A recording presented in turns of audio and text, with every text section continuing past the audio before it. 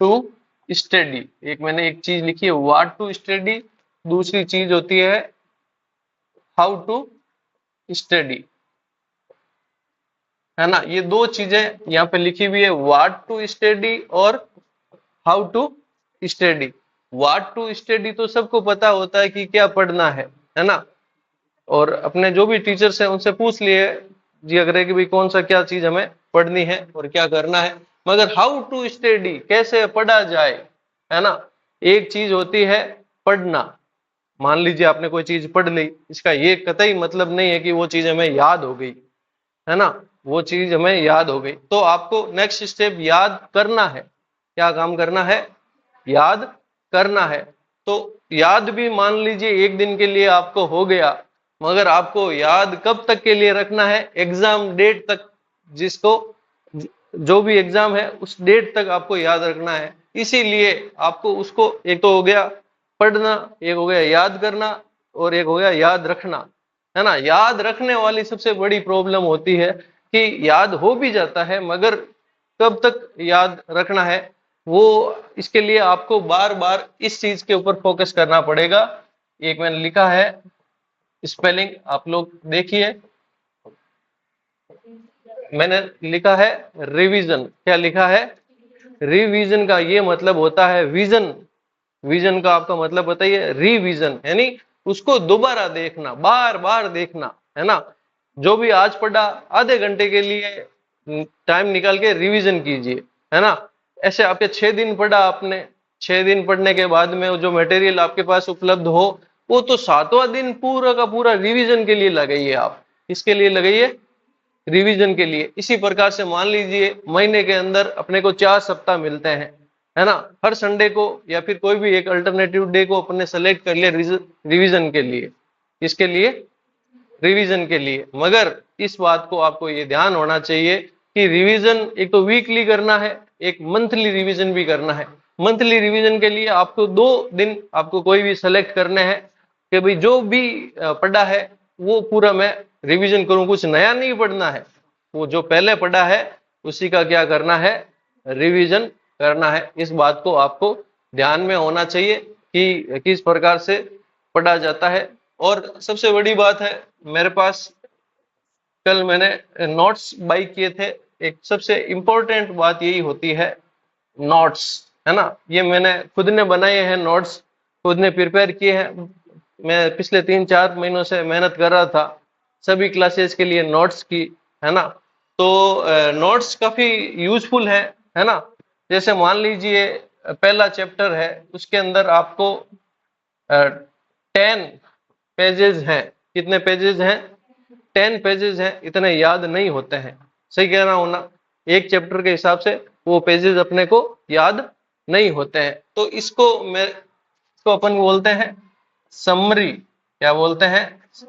Summary, ठीक है ना। समरी। तो 10 पेजेस को मैंने एक पेज बना दिया है, तो वो पेज स्पेसिफिक पेज होगा और वो पेज अपने को आसानी से याद भी हो जाएगा। क्योंकि 10 पेज याद करना और एक एक पेज याद करना में काफी डिफरेंस है। सही बात कह रहा हूं मैं? तो आपको ये नोट्स चाहिए तो मेरे से बताना, मैं आपको नोट्स भी दूंगा, अच्छे से लिखे हुए नोट्स है, आप उन्हीं को पढ़िए केवल।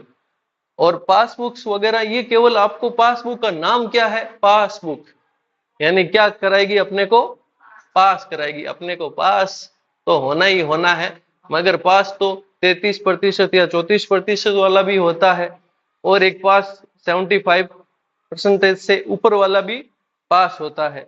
तो अपने को केवल पास नहीं होना है, अपने आप को अपग्रेड करना है और अपने मार्क्स का जो नंबर है वो अपने अच्छा आए। इसीलिए आपको जो नोट्स मैं प्रोवाइड कराऊंगा वो आपको नोट्स लेने हैं या नहीं लेने, वो तो आपके ऊपर डिपेंड करता है। मगर मैंने काफी बच्चों को नोट्स दिए हैं, उन्होंने कहा है कि सर नोट्स बहुत अच्छे हैं।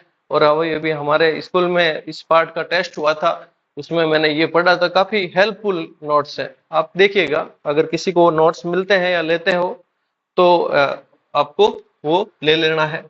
और सबसे बड़ी बात यही है कि इसमें ये मेरा मेरा ईमेल एड्रेस भी यहाँ पे डाल देता हूँ, kaswa.pushpendra @gmail.com, है ना। व्हाट्सएप के नंबर मैंने पिछले वीडियो में दे रखे हैं, तो बार बार मैं नया एड्रेस नहीं दूंगा, और नया एक ही एड्रेस होता है जहां से आप चीजें ले सको। तो आपको नोट्स नेसेसरी मैं मानता हूं, आपको लेने चाहिए। हाँ, हो सकता है आपके थोड़ा मेरे हिसाब से ज्यादा महंगा नहीं होगा, मगर जैसे पासबुक अपने लेते हैं ना, उनसे कम रुपए का नोट्स होंगे वो। और पासबुक बहुत बड़ी होती है, समझाया हुआ भी थोड़ा कम होता है, नोट्स में अच्छा समझाया हुआ है।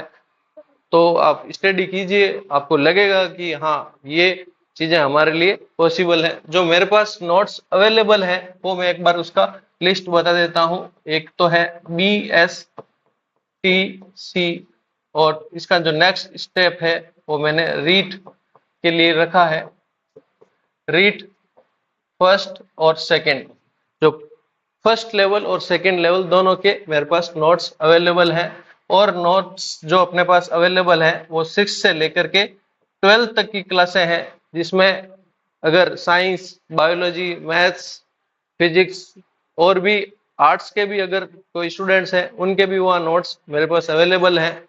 तो आप ये चीज ले सकते हैं और काम कर सकते हैं, है ना। और इनको बार बार देखना है और बार बार में पढ़ना है ना। एक बार जब मैं स्कूल में जाता था तो मैं खुद देखता था, मैं सर के पास पढ़ा था, तो उन्होंने, सर ने यही बताया था कि पुष्पेंद्र, क्लास में फर्स्ट आना एक टेस्ट के लिए बहुत छोटी बात है ना। उस फर्स्ट पोजीशन को बनाए रखना बड़ी बात है, कि भाई हर टेस्ट में मेरा बड़ा नंबर या बड़ा जो अचीवमेंट है वो किस प्रकार से मिले। तो हर बार पढ़ना पड़ेगा, यूं नहीं कि भाई एक बार में मेरे 10 में से 10 आ गए तो मैं होशियार हूँ।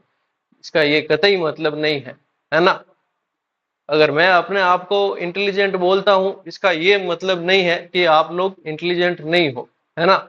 दो तरीके होते हैं सिक्के को देखने के, पॉजिटिव और नेगेटिव, जो मैंने पहले भी आपको बताया है। तो आप लोग मेहनत कीजिए। अगर आप किसी भी मीडियम से हो, हिंदी मीडियम या इंग्लिश मीडियम, पढ़ना तो पड़ेगा, और पढ़ना जरूरी भी है ना। इस बात को आप माइंड में रखिए। और सबसे बड़ी बात, जो अपना लक या भाग्य जो भी अपना होता है, जो फेटलिज्म होता है अपना, वो बार बार अपने को मौका नहीं देता है ना। जैसे कि मुझे ये कभी पता नहीं था कि मैं इस प्लेटफॉर्म पे बच्चों को पढ़ाऊंगा एकदम निःशुल्क, फ्री ऑफ कॉस्ट, है ना।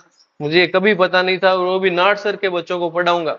जब मैं गवर्नमेंट एग्जाम की तैयारी कर रहा था, तब मैं यहाँ से कई बार जोधपुर जाता था, तो सामने वाले स्कूल को देखता था कि यार यहाँ नौकरी लग जाए तो कितना आनंद आएगा, कितना मजा आएगा, घर के पास है, पढ़ाएंगे, ऐसा करेंगे, अच्छा लगेगा। वो मेरा ड्रीम था। तो ड्रीम को फुलफिल करने के लिए हार्ड वर्क करना पड़ता है। हार्ड वर्क, अब जब मैंने ये भी सोच लिया था कि मुझे स्कूल कौन सी लेनी है, मैंने ये पहले से सोच लिया था, है ना। तब मुझे, जैसे जॉब पाने के लिए मान लीजिए ये 100 नंबर है ना। जॉब आपकी लगती है 60% के ऊपर, है ना। 60% के ऊपर लगती है। अगर आप में से कोई भी लड़कियां हो, है ना, या फिर लड़के भी हो, तो घर से बाहर जाते हैं तो अपने को एडजस्टमेंट करना पड़ता है ना। तो एडजस्टमेंट करना कईयों के लिए पॉसिबल होता है, कईयों के लिए पॉसिबल नहीं होता है। जब मैं बस से आता हूँ, मेरे आज पास वाली सीट पर एक मैडम बैठी थी, उन्होंने बताया था कि मेरा एम्स के अंदर पटना में सिलेक्शन हुआ था, मगर मेरा बिट्टू या बेटा जो बड़ा छोटा था, तो वो मैं पटना रह करके उस बच्चे के साथ न्याय नहीं कर सकती थी, है ना, फैमिली से दूर रख करके। और जब मैं जॉब करने जाऊं तो उस बच्चे का कौन ध्यान रखे। तो घर के पास नजदीक स्कूल लेने के लिए इस 60% को बढ़ा करके आप 85% कीजिए। कितना कीजिए? 85%। अपना मार्क्स अच्छे होंगे तो मार्क्स के अंदर अपनी काउंसलिंग होगी, वो भी अच्छे नंबरों से होगी, तो अपने को नजदीक की स्कूल मिल जाएगी। जो आपकी पसंद की नहीं है तो उसके आसपास की मिल जाएगी, तो भी अपने लिए ठीक है कि हाँ यार ये हो गया, अब तो बढ़िया है, अब मैं यहाँ से आ सकता हूँ, जा सकता हूँ और घर का खाना खा सकता हूँ। अगर आप बहुत बड़े लकी हो, आप बहुत ज्यादा भाग्यशाली हो कि आप अपनी माता जी का खाना बनाया हुआ खा रहे हो, है ना। इसमें ये ध्यान रखना बहुत बड़ी बात है, कईयों को ये नसीब नहीं होता है क्योंकि उनकी ड्यूटी अलग जगह लग जाती है। तो है ना, बेस्ट ऑफ लक, और ध्यान रखें अपनी पढ़ाई किस प्रकार से करनी है, मेंटेन करना है। और नोट्स के सेक्शन के लिए मुझे व्हाट्सएप कीजिएगा, मैं आपको बता दूंगा कि किस प्रकार की क्या चीजें हैं। ठीक है, थैंक यू वेरी मच।